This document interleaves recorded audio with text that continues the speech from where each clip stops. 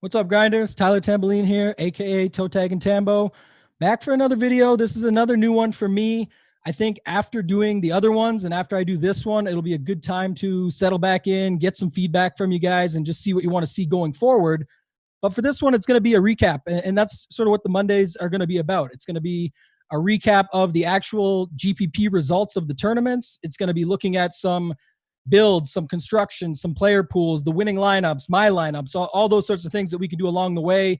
Maybe eventually get to where we do some lineup reviews if people want to send them in, and we can add that as a segment. But for today, I want to start off easy. I want to just show you guys sort of what I'm doing. I'll tease a couple things along the way just because there's a lot going on this week. We are coming off of a pretty good event. I think everybody liked that who watched it.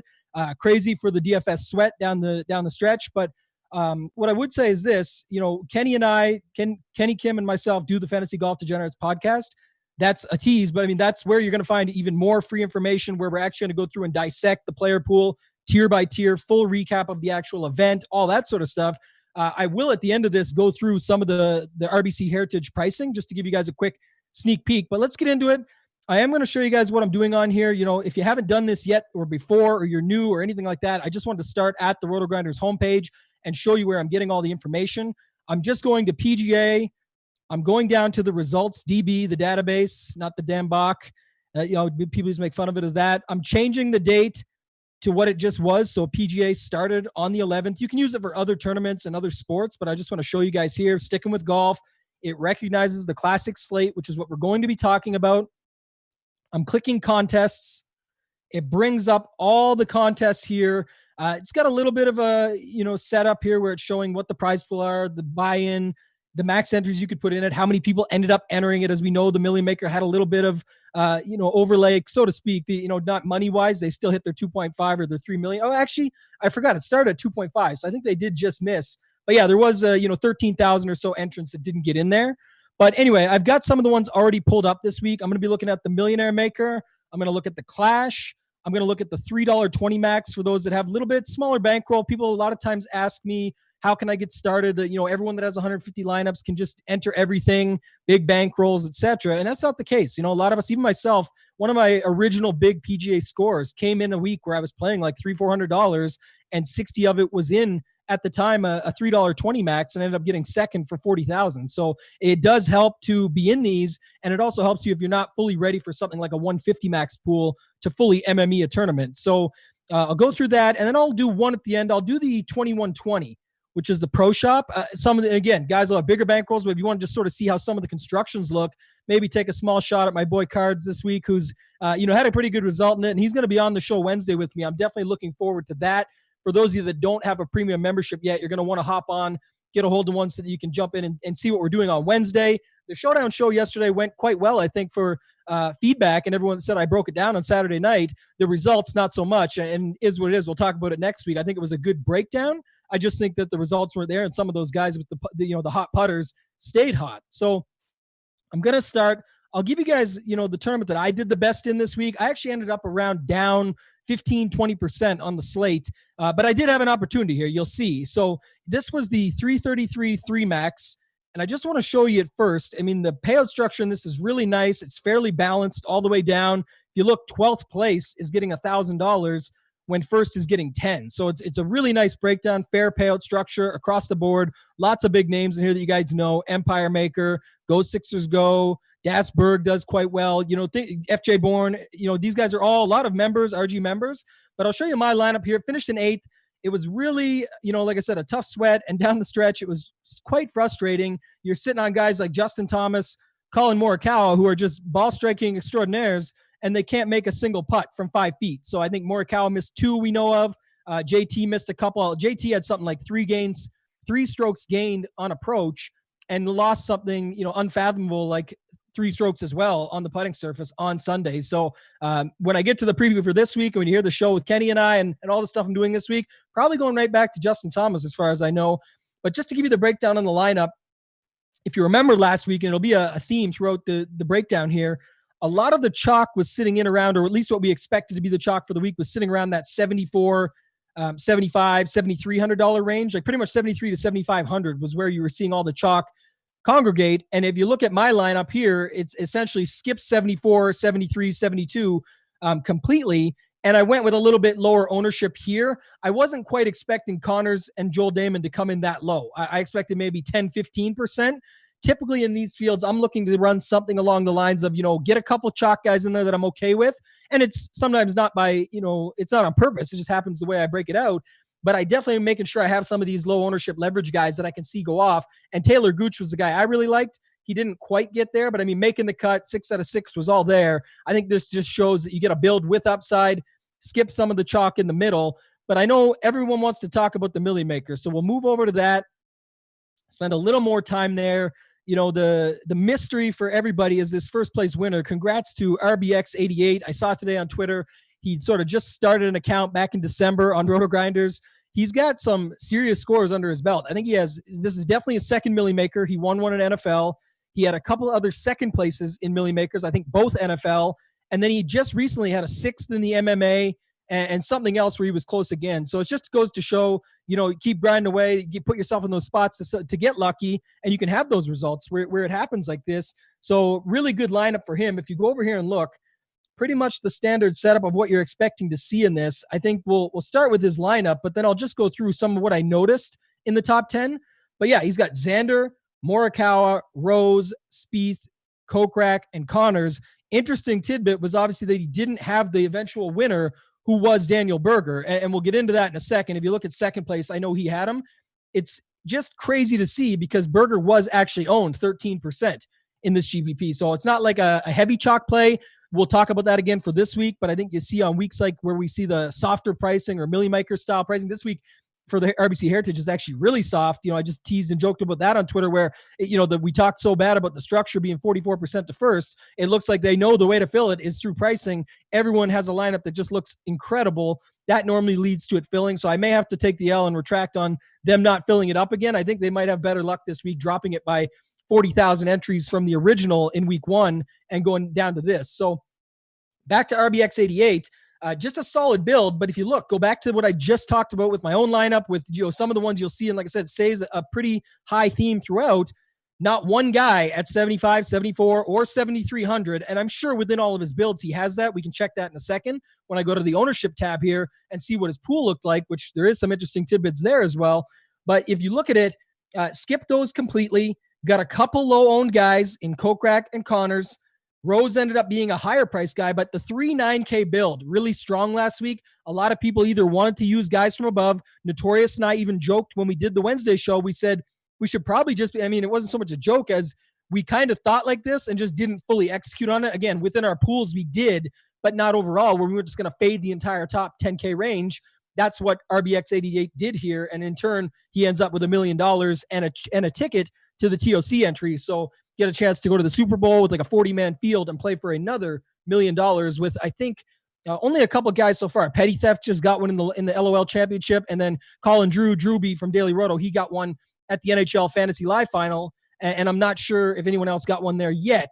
I think MMA is the other one, actually, I believe, and they're going to chop it up this week between three or four guys that ended up getting it out of the Millie Maker there. So Tom knows, shout out to him.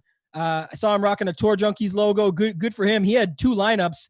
You'll see he just pivoted one guy. If you look at the bottom, it was, Sabatini in the first one, ended up doing a little bit better than JT Poston. JT Poston made another strong run on Sunday. But yeah, just, when you got the 150 lineups, it still is a little bit risky to say, I'm just going to change one guy. So it does take some moxie there to do that, but with the risk paid off and ends up working out to the tune of $225,000 for himself. So good job to Tom Knows. One thing I would note, and just going to tap through it quick before I spend a little bit of time on RBX88's pool. But if you look here, 50,000, looking at salary spent, 50, 50, 49.8. We know it was the one pivot.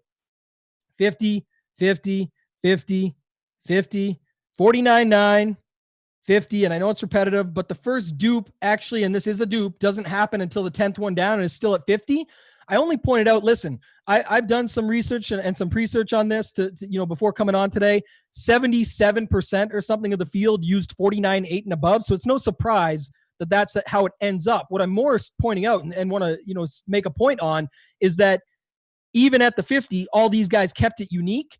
And if you look, the 1.8% guy, the 1.94% guy, I'm not going to go through all 1.85. You'll see they all have a guy that's around 3.3. The other guy had 6, 1%, 2. Like they've all got a guy there, and then RBX 1%. You can use rules to sort of force that in, but I think it's better off just to use something like the overall ownership tool, right? When you're building your lineups to do that, you'll see they all use around the same 65 to 75% range and below. That's probably a topic for another day when Cards and I maybe do the lineup builder show on Wednesday. We'll go into some more of that, but I did just want to point that out. And if you go to the first dupe, 10 and 10, 10th place, SK Rod and J Ball Club 19. There's nothing they did wrong. These are fantastic lineups. Trust me, losing 20% of the week, I'll take 87.50 even on the 3K and buy-ins. But I would say that if you look at their lineup, there's not a single play below. So it's not, anything can happen. It's not what hindered them from winning it. It's just an interesting tidbit to point out and go through. And it was some of the stuff that was brought up. I think Red Kachik, Drew Matthews here does a show and some value plays on RotoGrinders. He's on the Drive for Doe Putt for show on the Tuesday nights. He was pointing that out as well, that most of these guys are using a guy below 5%. So it's just nice to look and see that, the trend is still standing. So if you go over to this ownership tab, and we won't do this for every lineup, I want to just do it this week for the Millie Maker, but you can click on RBX88. You see here that he did have the 150 max, and you can go to this, and just put it to that, and you'll see sort of my own Zoom stuff was in my way here, but you'll see that 36% Jason Day, 35% Kuchar, 35% Im. I mean, these guys missed the cut, and they're his highest owned. So it really goes to show, having that big portfolio, have some of those lineups in there, and I'm gonna say that it's obviously in his builds. We just talked about having the construction the way that he did was what turned out to be the key. And for someone that's up there that many times, there's variance involved, of course, but he has to put himself in the position to get lucky in the first place. And for him putting himself up there that many times to have 2 Millie Maker wins and all those seconds and a 6th more recently in the MMA one, it just goes to show that, it comes back to construction. And that's why I wanted to go through some of that with you on the previous page, just to show you how those lineups were built. Like he skipped all the chalk range and then still had the 1% guy in there, if not a couple. But if you go down his pool, he's getting a fair share of guys. I know I mentioned last week at the show with Noto. I am excited to get on this week with Cards and see how he builds. They rehashed the Roto Academy stuff today, and I was even spending some time this morning on that. Just the clip that they posted on the RotoGrinders tweet about how Cards is saying if you're using a lot of guys, and I don't disagree with them. It's, again, it's each their own. It's your appetite for risk. But having him and I, who think quite differently on that, again, no right or wrong. It's just we both had good results with it. I think it's more about the fact of there's more than one way to skin a cat, so to speak, where you can build in different styles and still get there. And in pool sizing, you look, he had a lot of guys down here below 5% that he was just still taking his shares of. But if you look at his core, it's clearly up here in these guys, with the key being on some of the ones that ended strong. So he really just did have a one-off lineup that sort of hit, but it's, again, no secret. If he's done it that many times, that's why. So as I mentioned at the top, guys, we are going to spend more time on some of these bigger contests because I know everybody wants to go after the prize pool, the $1 million. We'll pretty much do it every week it exists on the show. But if you do have feedback on more things you'd like to see, I think it gets a little bit repetitive. We keep going, okay, well, what did Tom Nose do? Here's what I know is that they all got pretty good pools that ended up getting on a winning lineup that won them 6 figures plus. So that's all we really need to check out for this week. I think on the Millie Maker, it will lead into some of the other things I'm about to talk about. But I'll move over here. I want to jump into the 555. I am going to do sort of a low high because we went from a $20, now we're going up to 555. I will jump in a minute down to the $3.20 max, but I think this is a good one to look at. The first thing of note is it was 619.5 that took down the Millie Maker. Here, Break Ribs, congrats to him, 618 gets the job done. So, that's pretty close. That's pretty damn good when you think about a 555 to have a score. He blew the field out. USC Burns 73 next in line, and then a regular in Tom Papa Giorgio before all the other regulars, the top 3 to round it out. Pretty low entries, 3, 1, 8. It's not like they were maxing it with 60. Again, if you got the bankroll to do that, that's amazing. To each their own. I think that's awesome. You can scroll through and sort of see Flavor Flav was peppering up a little bit. A couple other guys had it in here. McLovin, of course, Brandon Adams, all extremely good players. Go Sixers Go stopped at 50, put a stop limit, and I see how that works. So, for each person, to each their own, like I said. But the interesting part is more about how, just so you guys see, you don't necessarily need the Millie Maker winning score to take down one of these things. yeah, there's some luck, some variance, one lineup, but again, don't need 100 lineups either. There's also a lot of great satellites. If you guys spend some time in the DK lobby and looking at some of the satellites they put out, there is quite a few for the week that are, smaller buy-ins to have a chance to get into this. If you're spending, the $100 to $200 type bankroll, I really do recommend spending, just allocating a small portion of it to spending on something like this. Cause you can see right here, I'm not sure of USC Burns' normal play. No disrespect. I don't see it often, but if you want to look and you can look up his history, you can use things like results DB to go through it. But I would say, it could be something like a satellite for $19 or $38 that ends up getting him here. It only takes one good week and then boom, 125,000. So people want to know how you get up to these bankrolls instead of spending time on, oh, that's just because they've got all the money. How did they get the money? And this looks like a spot. Again, I think I've seen USC Burns enough to know it's not how necessarily, but just as an example to show you guys, you can get up there with one lineup, 125,000. So let's go to break ribs. Let's look at the lineup. I'm not going to say it's the best lineup to look at because we did just look at these high scoring lineups to get there. I will look at USC Burns in a second. Again, his would have contended quite well in the Millie Maker. But if you look at it, again, Patrick Rogers, really the only big difference maker, $6,700, 83. But again, back to how we dissect the overall construction. A lot of people say, what is the best construction for this week? Is it stars and scrub or is it balanced? You don't always know off the hop. You can make some assumptions. You can make some theories. You can make some narratives around all the reasons based on the pricing that you see. But at the same time, this week at least, again, and this is why it's not a one week fits all, is again, look, not a single guy in the 7,500 down to 70, even the 7,000 range. But I'll just say, again, the main theme I noticed was skipping over that heavy chalk range of 75 down to 7,000, we'll call it. This week, and like I said, we're going to get a little sneak preview at it. And I teased it out on Twitter this morning. Interesting price range. You've got Spieth 87, you've got DJ and Koepka right there behind him. I think it's 86 and 85 or 85 and 84. And the point is more around that looks like the range that's going to get peppered up this week. So that could be a way to build a little bit different and leave some of those guys out. So again, back to Break Ribs lineup, amazing lineup. He had all the guys you need, the Morikawas, the Reeds, Rose, all these guys, Berger, the eventual winner. They were all right up there. Got a great score out of Fitzpatrick, who I loved last week. And then a nice underdog play here with Rogers at 0.8. Solid dark horse, had an amazing Sunday. Again, nice score, finishes at 83, even beats Fitzpatrick at a much lower tag. So you love to see that. But again, overall, great score. Looking at USC Burns, I just want to bring it up because he did actually use the opposite. He did use some of the guys, the Dahmen, the Answer, the Berger. I mean, Berger, he had yet to, the winner for something like this makes sense. But like I said, he scored a lot less at 586.5 from something like you would need in the Millie Maker. But again, not a Millie Maker. You don't need it. Only 2,003 entries. And it did fill. So I would just say, if you look at his build, fair and balanced, right? He got 50,000 in there. He used a couple 9K guys. He didn't go all the way to 3 and then dropped to an 8K guy.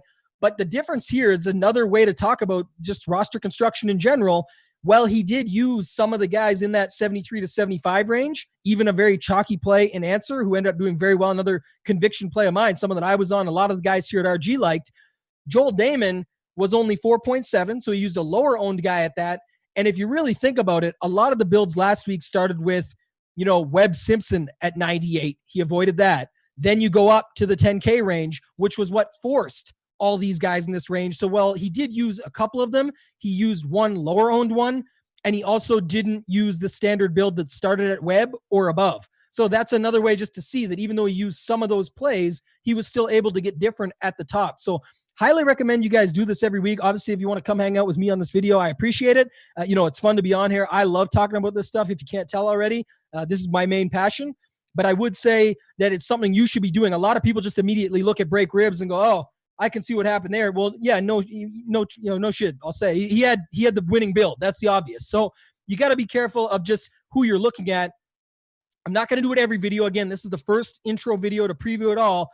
But you go down and see, former RotoGrinders, Big T, Flavor Flav. I talked about already. Logan Harper, a guy who's really sharp. Cubs fan, sharp. Tom Papa Giorgio, all these. You can spend time. But these are the guys that, I'm looking at because I see them at the top of the leaderboards all the time. You think back to RBX88, like I said, a guy who's just continuously up there and even getting the job done, winning multiple $1 million prizes. Those are the guys where I'm going to want to spend more time going to the ownership tab and looking at their pools and going to someone like Cubs fan, who I've seen up here all the time, and to see how did he build his lineups. Okay, he took a way overweight stance on Rory. he took a way overweight stance on an underdog play, and Victor Perez didn't pay off this time, but imagine if it did. It's no secret that, it's no surprise that if that had happened, he would have been in an even better place than he was, having a guy at 0.9% owned at 35. But what that would show is risk appetite. Again, you're not going to get into a lot of these spots if you're not willing to take these risks. So not going to spend a bunch of time on it, going to move on to something a little less of a buy-in. But I just wanted to show you guys, where my mindset's at, what I'm thinking about when I'm doing these. So I will hop over here next. You guys will see it. It's another very large field, 99,000 people. It's the $3.20 max, something I'd highly recommend getting your money in on, because this is the type of structure I love, right? This is 250,000 total prize pool, 10% to first, 25,000.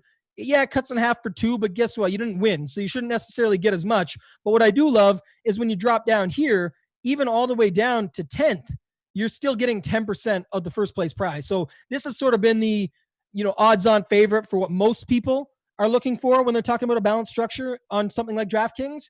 Again, we're not all going to get our way, and I know there's other people that swear by the top heavy because they want to make sure they're maximizing when they hit, and to each their own. I love it. I don't care. Another thing here, guys, look, entries, 6, 20 the max, but 1, 4, 1, 8. Again, people asking, how are they getting these bankrolls? They're getting a week right. It doesn't just mean they're getting lucky. It does take a lot of luck to get that, to make it happen. But again, it can happen, and that's more the point. Get your lineups into these things. These are how you're going to build your bankroll, and $6,000 is a huge start if you only had $3 to put into this. I highly doubt, and it's no shot to anybody, but I highly doubt that this was, Kusta was playing a bunch of 555s, maxing with the Millie, and then just throwing this in here by accident. This may just be the start of his bankroll and kicking it off and playing some small tournaments, and good for him or her, I should say. At third place, $6,000, very nice for a $3 investment. So checking out the winner, Mike V98. You look at it again, nobody in that range. That's why I said it's a theme. I did do some pre-search before I just hopped on this video. Didn't want to, be completely off the hip, but we go on tangents every now and again. But again, you look, the 3.9K build, love it. Very solid. Skipped over Webb, said, look, I got some high upside. Can these guys win? Reed, Morikawa, Rose, absolutely they can. Course history and some good form coming in. And then I love it. You got the Gooch play, the play that I love there at 7,000. So to get it done with that, the downfall, and again, maybe he's just had the bankroll for this, but Mike V98 had a point higher than what won the Millie Maker. So again, no shots intended, just, everything we're looking at here and analyzing, it just shows, he put his money where his bankroll said to put it, and this is how he did it. And if he only had a picked one to go in the Millie instead of $18 in here, he may have not landed on this choice for the Millie. So, you can look up too. You can say, okay, how did Mike V do? And it'll show, and we'll go all the way here. And I think it'll show anonymous, if nothing else. Look, his other 5 entries wouldn't even have been close. So just goes to show, if he didn't pick that one, and this is why you want to start this way, now guess what? He's got $25,000 to move on to this week and put it into play. So looking at builds, again, like I said, it's leaving that 75 to 7K, 71 range out. It's 3.9K guys, all guys that had upsides that could have won. And I guess, the thought process would have been back to what Noto and I talked about on last Wednesday's show. Some of these guys coming off the break, the Roms, Rory didn't pan out on Sunday. Not all of them. I mean, Bryson was right there, but my point is more Webb, Simpson, and up was the fade, and there was reason to believe that they may not all come out fresh off the break. So love the build. Congrats to Mike V98. And then lastly, guys, I just want to go through one more here. Want to take a look at the big boys. Want to look at cards lineup here.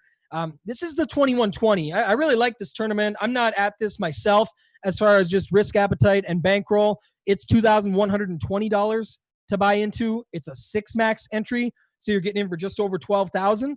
Almost 13,000. But I guess the bigger picture is you're only up against 200 guys, some of the best in the world.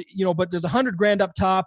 It's still pretty nice the way the payout structure runs. I mean, you're still getting 10,000, which is 10% of first for 7th and 8th.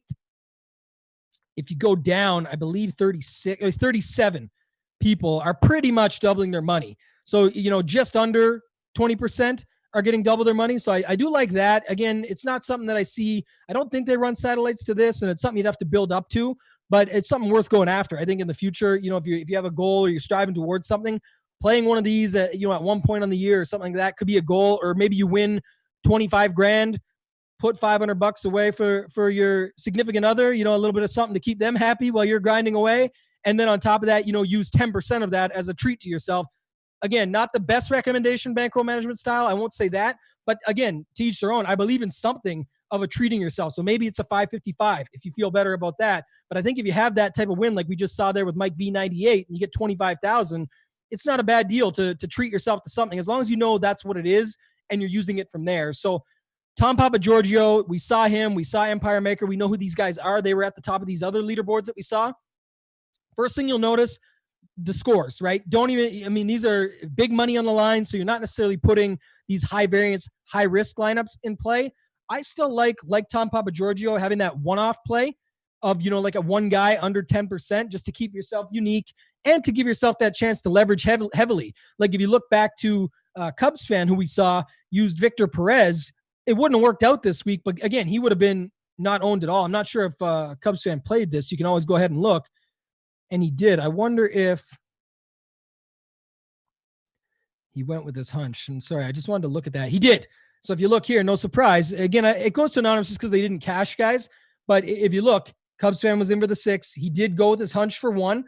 Again, this lineup definitely wasn't one he's going to be proud of. I can see that right away. But at the end of the day, it's just taking those chances. But if Victor Perez had went on to be, top 5 in the tournament, that lineup would have been, in good shape. Again, results oriented. No, it wouldn't have, because we just saw the other players in the lineup. But I'm just saying the idea of having a leverage play like that does make some sense.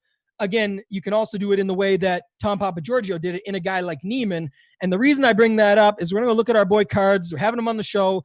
Definitely, like I said again, guys, if you haven't already thought about it, you want to hop on, get on with RotoGrinders Premium. They're going to have the show every Wednesday with myself, going through Lineup HQ, building a player pool. We've got some good feedback on the first show, and just going to go through and show you guys sort of how we're thinking on certain guys, how we're using those builds, if we're setting up any rules to the point of what I just talked about of maybe skipping some ranges or building some lineups differently so that they're not going to be the same as everybody else that week and try and leverage the field in more ways than one.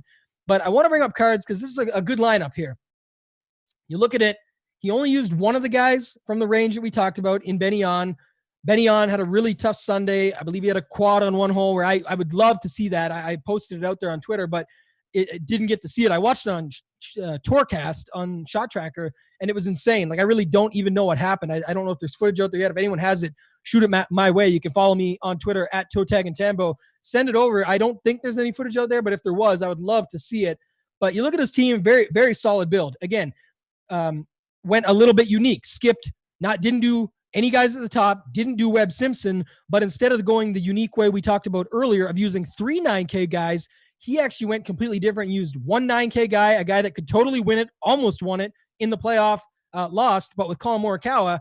But that allowed him to get the 8K upside guys. So you look at Woodland, Fitzpatrick, two guys that I think he had his conviction plays. I also had them. Went with Daniel Berger, who was a guy he wrote up and on, Finau, all these guys that can get a job done. Again, a 200-man field that he's in, you don't necessarily need to have 618 points. You clearly don't. Tom Papagiorgio won it with 548. But he had all guys that have great upside, a lineup that was still unique. The one thing I want to point out, and this is, again, just a friendly shot at my boy Cards. I'm not sure if he's going to watch this or tune in, but congrats to him. He won $20,000. I know behind the scenes, he's not a guy that shows it all off. He's very humble, and I can appreciate that. Always been a big fan. As you guys saw on the show with Dean, I reached out to the Cards 3 years ago to get some advice, and it helped me get better as a player, and look where I am now, right? Like, it's impressive just to see all the stuff that he continues to do. I know he got a ticket to the online fantasy golf world championship. That's a topic him and I might hit on Wednesday. I'm not a big fan of the online one. I get why now, especially no disrespect to anything that's going on in the world. That's extremely important, and I understand completely why. To me, it was a disappointment because we were finally getting a live event for, the second time ever, but the first one is one most people don't even know about or wasn't really talked about at TBC Boston back in the day. Small field, like 15 guys or 20 guys or something. And then FanDuel had one in Scotland.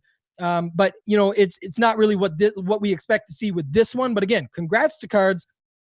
The one joke I brought up was, if you look who he had, first off, his draft, percentage, if you look at his ownership, all guys above, no guys below 10%. And maybe thought some would be, but it's, again, can't hate a guy for a build at 20,000. The only reason I want to bring it up is a little bit funny to me is if you look at his score, 532.5, you look at Benyon, $7,400, Tom Papagiorgio used one guy under 10%, opted for Neiman over on $7,400, the exact price, which they both had it because they both used $49.9. I should note that.